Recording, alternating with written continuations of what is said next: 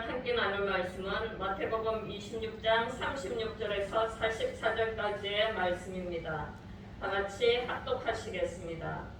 이에 예수께서 제자들과 함께 겟세마네라 하는 곳에 이르러 제자들에게 이르시되 내가 저기 가서 기도할 동안에 너희는 여기에 앉아있으라 하시고 베드로와 세베대의 두 아들을 데리고 가실새 고민하고 슬퍼하사 이에 말씀하시되 내 마음이 매우 고민하여 죽게 되었으니 너희는 여기 머물러 나와 함께 껴있으라 하시고 조금 나아가서 얼굴을 땅에 대시고 엎드려 기도하여 이르시되 내 아버지여 만일 할만하시거든 이 잔을 내게서 지나가게 하옵소서.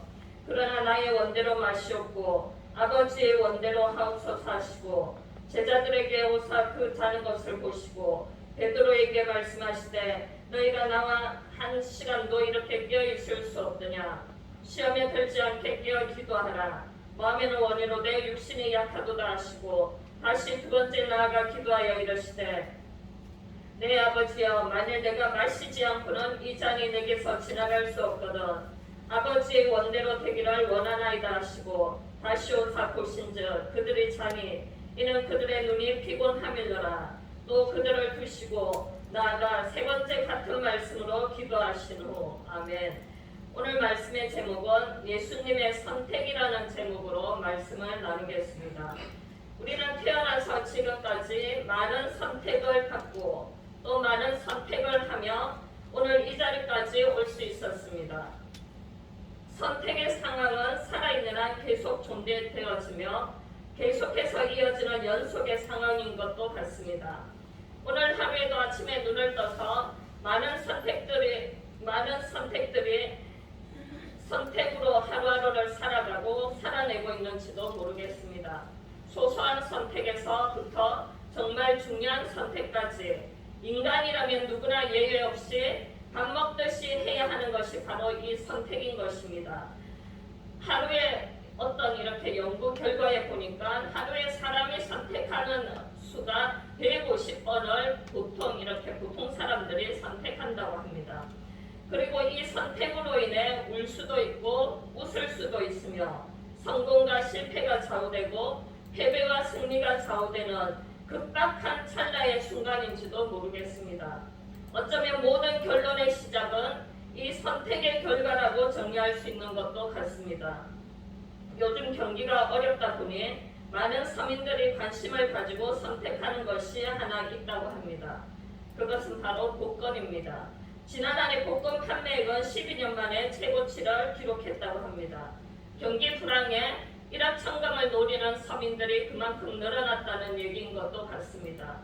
그러나 롯데에 당첨될 확률은 그야말로 하늘의 별따기인지도 모르겠습니다.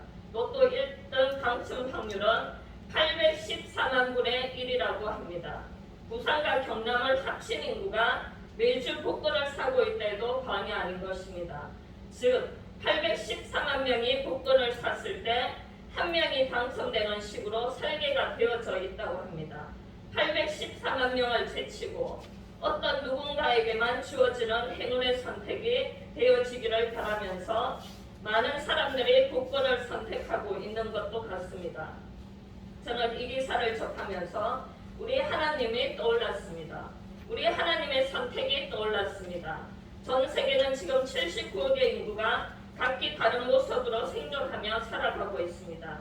로또 복권의 814만 명의 1의 선택도 하늘의 별따기라고 하는데 79억 중에 1인 나 한 사람을 하나님께서는 선택하고 선택해 주셨습니다. 예레미야 1장 5절 말씀에 잘 나타나 있습니다. 내가 너를 모태에 짓기 전에 너를 알았고 내가 배에서 나오기 전에 너를 성별하였고 너를 여러 나라의 선지자로 세웠노라 하시기로. 아멘. 이것이 하나님의 탁월하신 은혜의 선택이셨던 것입니다. 그렇기에 우리는 아무렇게나 살 수 있는 존재가 아닌 것입니다. 저는 어렸을 때부터 저희 엄마께 가장 많이 들었던 소리가 하나 있습니다. 저희 엄마는 큰오빠가 공무원이라는 사실이 항상 자랑이었고 저에게 언제나 당부하셨던 말씀이 큰오빠는 나라의 밥을 먹고 사는 사람이다. 아무렇게나 행동하지 말고 항상 큰오빠의 얼굴에 누가 되어서는 안 된다고 늘 말씀하셨습니다. 하물며 사람의 얼굴에도 이렇게 누가 되어서는 안 된다고 하는데 하나님의 얼굴에 절대적으로 누가 되어서는 안 된다는 생각이 들었습니다. 저는 목사로 부름받은 지 2년이 지났습니다. 지금도 많이 부족하지만 한 가지 분명한 것은 주의 종으로서 철저히 저를 쳐서 복종시키는 것 하나가 있습니다. 그것은 바로 하나님 얼굴에 누가 되어서는 안 된다는 것입니다. 하나님께서 여기까지 어떻게 저를 선택하시고 저를 선택하시기 위해 예수님께서 생명을 바친 희생과 순종으로 오늘의 제가 있다는 사실을 저는 너무도 잘 알기 때문입니다. 그래서 더 신중하며 더 하나님을 바라보며 나아가고 있는지도 모르겠습니다. 오늘 본문 38절과 39절 말씀에 이에 말씀하시되 내 마음이 매우 고민하여 죽게 되었으니 너희는 여기 머물러 나와 함께 깨어있으라 하시고 조금 나아가서 얼굴을 땅에 대시고 엎드려 기도하여 이르시되 내 아버지여 만일 할만하시거든 이 잔을 내게서 지나가게 하옵소서. 그러나 나의 원대로 마시옵고 아버지의 원대로 하옵소서 하시고 아멘. 예수님께서는 38절 말씀에서 내 마음이 매우 고민하여 죽게 되었으니 라고 말씀하십니다. 예수님의 혹독한 내면적 고통의 갈등이 아주 잘 나타나 있습니다. 예수님께서는 얼마나 고민하셨으면 고민으로 죽게 되었다고 말씀하십니다. 죽을 정도의 깊은 고민이었다는 것입니다. 그 고민 속에는 불안과 공포와 두려움과 무서움과 인간이 취할 수 있는 모든 아픔들이 내포되어 있는지도 모르겠습니다. 그 많은 고민과 깊게 길게 싸우며 예수님께서는 한 가지를 선택하셨습니다. 바로 아버지의 원대로 하옵소서라며 순종을 선택하셨던 것입니다. 그로 인해 인류는 구원을 받고 영원한 생명으로 살게 된 것입니다.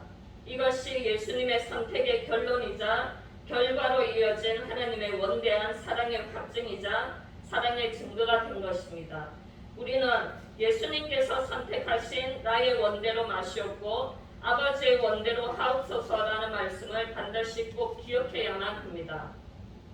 우리도 살아가면서 예수님처럼 내 마음이 매우 고민하여 죽을 것 같은 순간이 호련히 찾아올 때가 있습니다.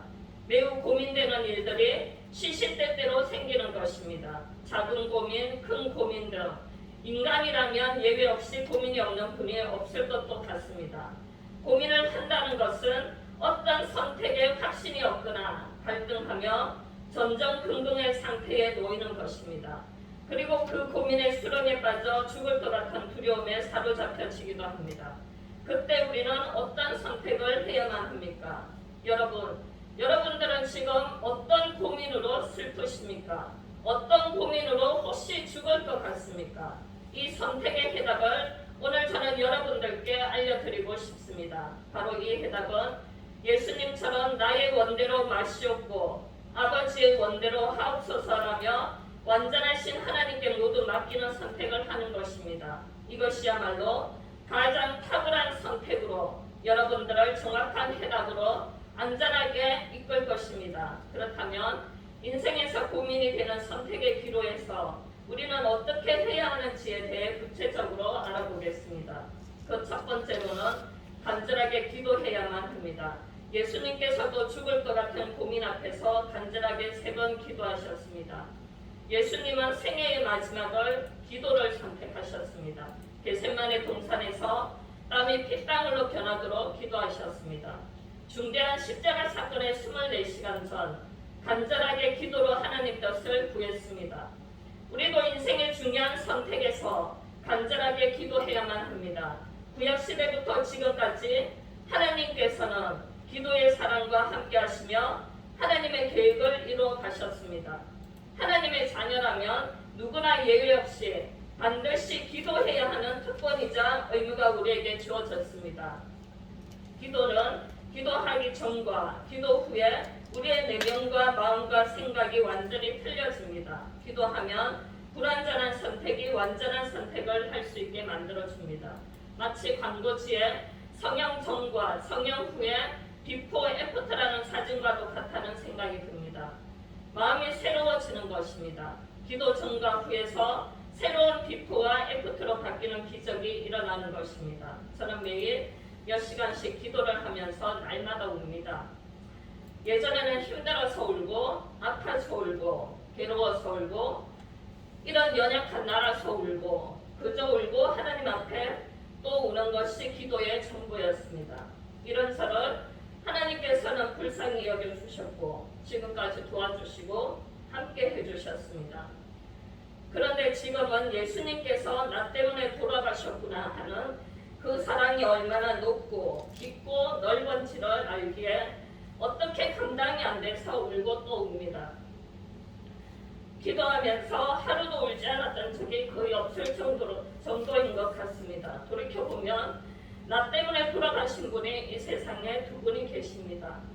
그 두 분은 바로 우리 예수님과 또 한 분은 우리 엄마이십니다. 24살 때 갑자기 심근경색으로 입원한 지 3일 만에 돌아가셨습니다. 평상시 엄마는 자식들 병수발하며 고생 안 시킨다며 늘 말씀하시던 것처럼 진짜 3일 만에 돌아가셨습니다. 돌아가시는 날 낮에 울고 있는 저에게 엄마 괜찮다며 울지 말라고 오히려 저를 안심시키셨습니다. 저는 엄마가 정말 괜찮은 줄만 알고 걱정을 내려놓는 사이 그날 저녁에 돌아가셨습니다. 정신없이 장례를 치르고 엄마의 유품을 정리했습니다. 유품을 정리하면서 올케 언니의 말을 듣고 가슴이 너무 아팠습니다.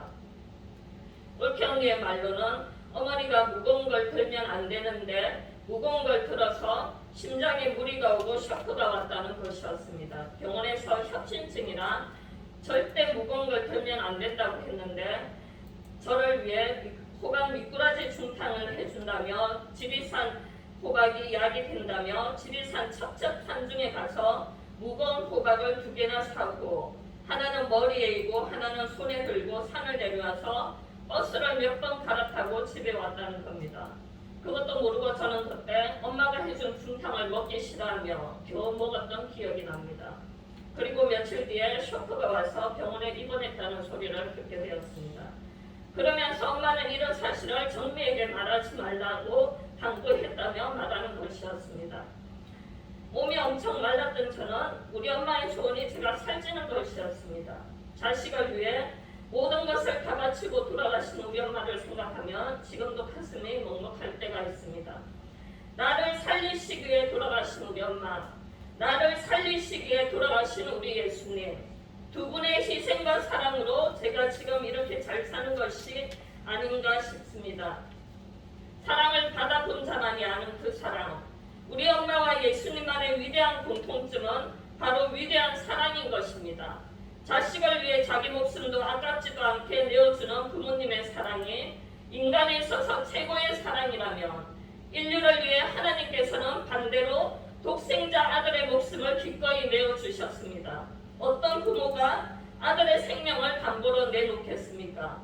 하지만 인류를 구원하기 위해 처절하고 뼈아픈 선택을 하셨던 하나님 아버지의 숭고한 사랑의 선택은 가히 어떠한 말로도 표현이 안 되는 것입니다. 찬송가 304장 3절 가사에는 하늘을 두루마리 삼고 바다를 먹물 삼아도 한없는 하나님의 사랑 다 기록할 수 없겠네. 하나님의 크신 사랑은 측량 다 못하네 라는 가사가 있습니다.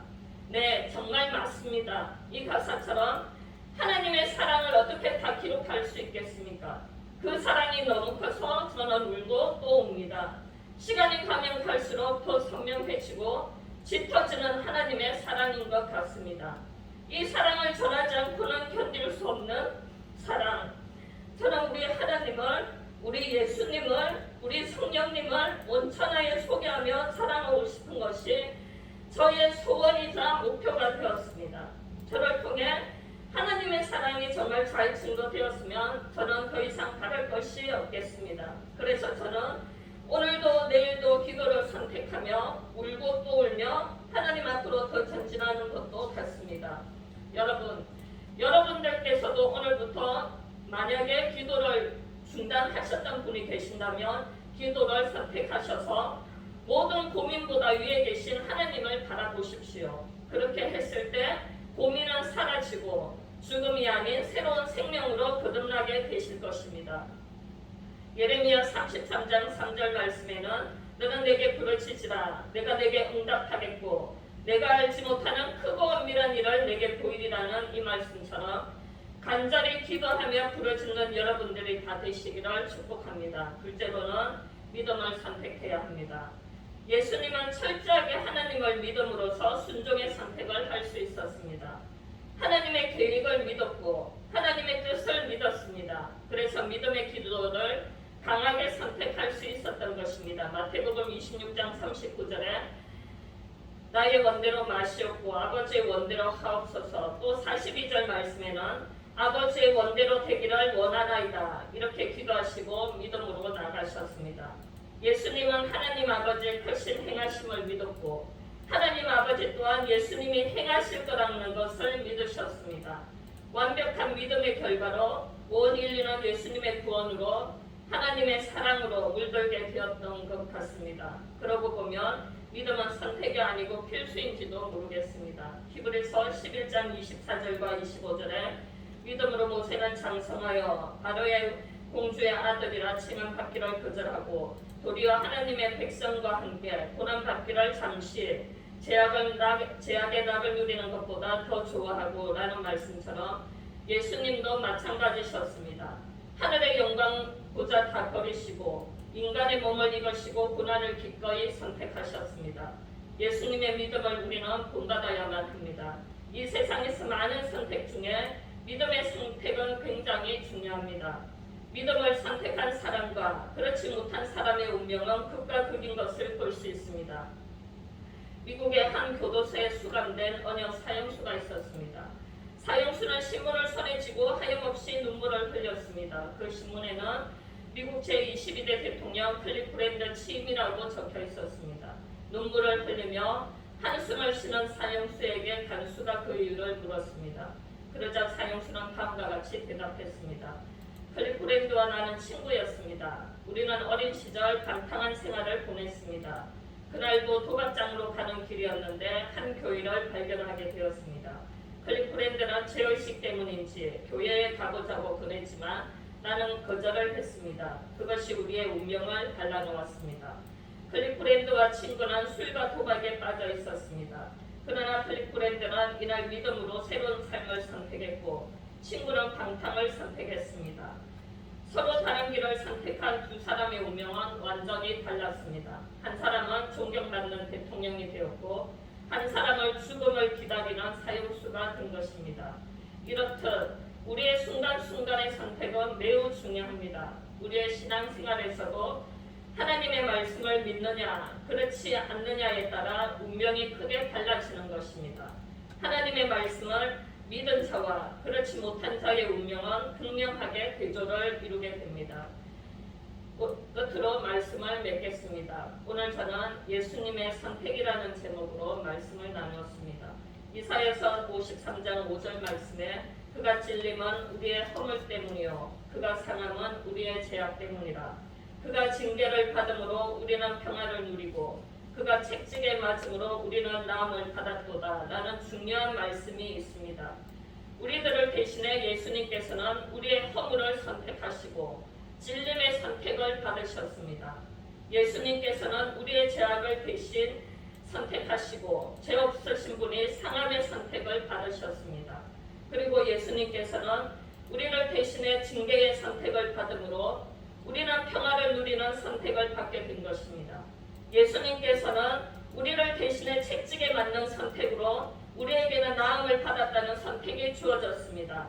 이것이 예수님의 선택을 통한 하나님의 구원의 성취며 완성이며 사랑의 결론이셨던 것입니다. 그렇다면 하나님 자녀인 우리도 이런 예수님을 날마다 찾으시고 선택하셔서 기도와 믿음으로 나가는 선택의 축복이 있어지는 저와 여러분들이 다 되시기를 간절히 바랍니다. 기도하겠습니다. 할렐루야. 고맙고 감사하신 하나님 아버지 감사합니다. 예수님의 선택이라는 제목으로 오늘 말씀을 나누었습니다. 예수님의 선택으로 인류는 구원을 받고 아니 우리는 구원을 받고 아니 저는 구원을 받았습니다. 예수님 정말 감사합니다. 이 시간을 통해서 다시 한번 하나님께 모든 영광을 드리며 감사를 올려드립니다. 하나님 아버지 저희들을 선택하시기 위해 독생자 아들을 죽음으로 내몰아치신 그 하나님의 뼈저린 아픈 그 마음, 하나님 아버지 저희들이 어떻게 해도 은혜를 갚을 수 없는 그 상황들, 하나님 아버지 저희들 늘 하나님 앞에 서서 무릎 꿇으며 기도하며 하나님을 구하며 나갈 수 있는 저희들이 다 될 수 있도록 역사하여 주시옵소서. 오늘도 감사드리며 우리 주 예수님 이름으로 기도드렸습니다. 아멘. 주기도문으로서 예배를 마치겠습니다.